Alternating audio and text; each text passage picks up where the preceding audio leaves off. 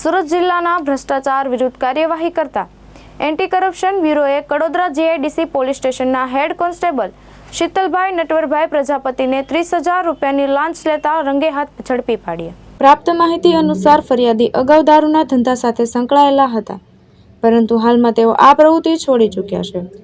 તેમ છતાં આરોપી હેડ કોન્સ્ટેબલ શીતલભાઈ પ્રજાપતિએ ફરિયાદી પાસેથી 30,000 રૂપિયાની લાંચની માંગણી કરી હતી। ફરિયાદી લાંચ આપવા માંગતો ન હોવાથી તેમણે એસીબીનો સંપર્ક કર્યો હતો। એસીબીની ટીમે ફરિયાદના આધારે છટકું ગોઠવ્યું હતું। અંત્રોલી ગામના ભૂરી ફળિયા પાસે જાહેર રોડ પર આરોપી હેડ કોન્સ્ટેબલ ફરિયાદ પાસેથી લાંચની રકમ સ્વીકારતા જ એસીબીની ટીમે તેને દબોચી લીધો હતો। તેની પાસેથી 30,000 રૂપિયા રોકડ જપ્ત કરવામાં આવ્યા હતા। આ સફળ ટ્રેપ નવસારી એસીબી પોલીસ સ્ટેશનના પોલીસ ઇન્સ્પેક્ટર બીડી રાઠવા અને તેમની ટીમ દ્વારા પાર પાડવામાં આવી હતી।